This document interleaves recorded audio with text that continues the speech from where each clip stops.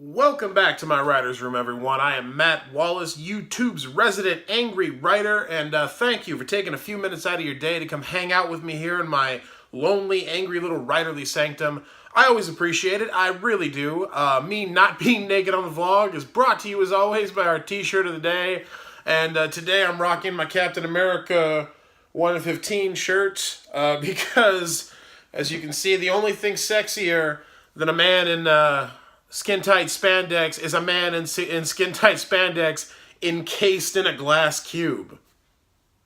It is January 16th, 2018. It is Tuesday, and unfortunately, Hamshackle Pig today is paying his respects. You can see he's brought a little flower there. That's what that's supposed to be anyway. I do what I can, folks. He's paying his respects. You can see the little music symbol on the memorial headstone there, and I've drawn that for a very specific reason, which I will explain forthwith. So I remember driving many years ago, being in my car, going down the road, feeling not particularly upbeat at that moment. Some things had happened that I will save that story for another time. It doesn't matter what happened, but it had left me feeling a little angry, a little lost, a little desperate, as we all do sometimes in life. Left me feeling like I didn't know answers I needed to know. I needed to go out there and find some answers to some of those big overarching questions that are becoming increasingly harder to answer in life, I feel like. And I'm driving down the road feeling like that, and I'm flipping through the radio, and I'm hearing a lot of popular songs and a lot of old songs that I like, even songs that I really like and in the right mood have listened to many times. But even though I liked the songs, none of them matched how I was feeling at that moment. You know what I mean? Like, it didn't matter if it was a song that I liked or it was a song that was good. It didn't match how I was feeling, and I didn't want to hear it right then. It's like, it's like someone trying to tell you a joke when you're feeling really depressed. Like, sometimes you're just not in the mood to hear it. And hey, who loves a chuckle more than me, And then I remember scrolling and past several songs, and then finally hitting on something that resonated. And it was a particular voice of a particular singer. And in that voice, and it wasn't about what she was singing about. It wasn't about the song. It wasn't about the lyrics. It was just about the sound of her voice. And the way her voice sounded, that matched the way I was feeling. Like, I heard sort of like a need and a desperation and like a yearning in that voice. It was calling out for something. Again, not in the words that the voice was saying, but just in the way the voice sounded when it sang. And, I took my fingers off the dial and I listened to that voice mirroring all the crap that was going on in my head and, in here. And it made me feel better. It made me feel not as alone. And that voice belonged to Dolores O'Riordan, the lead singer of the Cranberries, who yesterday, unfortunately, passed away very suddenly at the age of 46. And I was very sad to hear that. And that's immediately what I thought of, was hearing her voice in one of those key moments when I really needed to hear something that reflected what was going on inside of me, and how comforting hearing that was in that moment. And the fact that, and of course music will live on, and that's a great legacy, but, the idea that she won't make any new music or sing any new songs that can go on to affect people the way I was affected at that moment made me very sad. I wasn't a huge Cranberries fan, but Dolores O'Riordan, that voice, meant a lot to me in that moment, in that car, when I really needed it. So I was chatting with the Slack group that I'm in with my book agents' clients. We all share a little Slack group as his clients, and they're amazing people. And we were talking about Dolores O'Riordan and her passing, and how sad that was. And I said, I told like a very abbreviated version of what I just told all of you. And I said it's so strange and amazing and weird, and then like ultimately on days like yesterday, even tragic, how someone else's voice can become so integral to your own autobiography. How someone else's voice can score moments that are uniquely yours.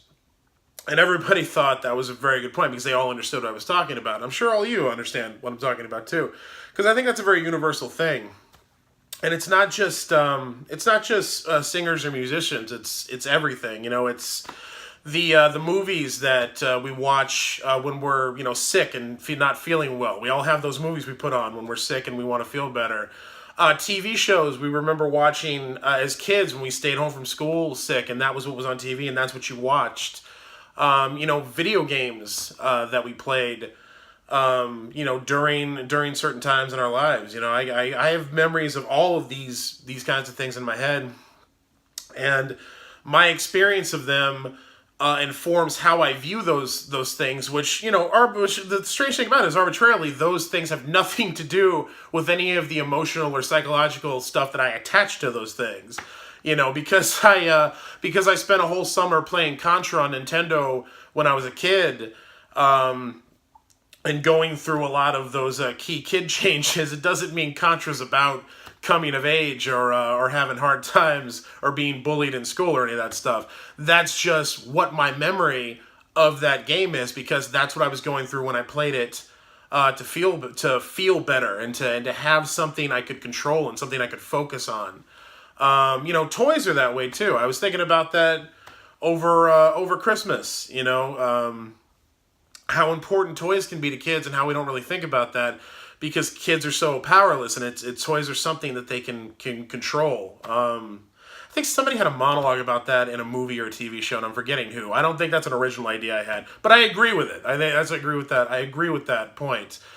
But yeah, all of these outside influences and all of these, works of art in their way, it's just so strange how they become intertwined in our own personal story in ways that have nothing to do with what they are or how they were created or the intention behind what they were created. We take them and we make them our own. We interpret them in our own ways, and we attach our own meanings and our own feelings to those works.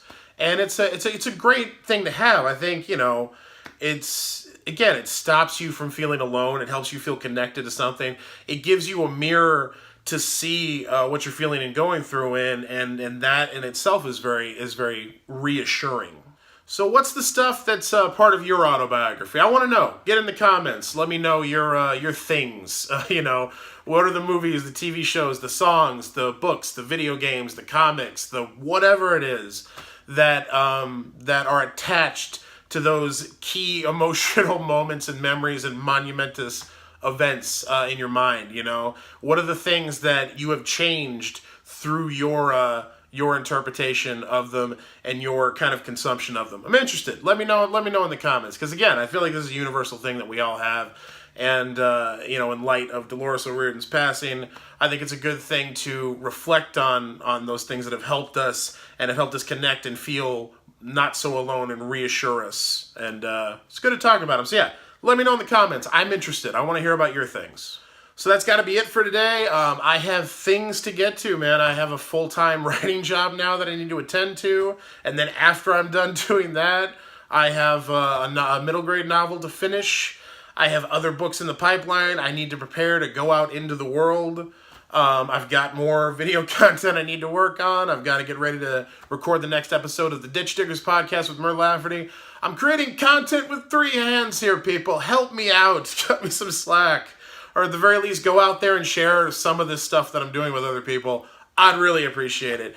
So yeah, full agenda. Got to get to it. Tomorrow's hump day. Hang in there. We make it through the week together, as we always do. Remember, on Friday, I'm doing the redrawing and announcing the winners for my prize box giveaway. If you missed the announcement of that, you can see the video. I'll link to it in the description below. But again, giving away 2 prize boxes. All you got to do is go comment, like that video, and make sure you subscribe to the channel to win. People are really enjoying it. They're appreciating it. I've appreciated all your comments on that video, not only just to enter the contest, but to tell me you're enjoying the channel and what I'm doing, and to thank me for doing the contest. It's really, really sweet. Feels very rewarding. I really appreciate it. Continue to spread that around too. Let your friends and family know. I'm giving away stuff, and I want everybody to have an equal shot at it. So that's happening Friday. In the meantime, more vlogs are coming, and I hope your week isn't sucking. I hope, and I hope if you can do better than that, better than not sucking, then you are. I hope it's as great as it can be. I'm Matt Wallace, and I will see y'all tomorrow.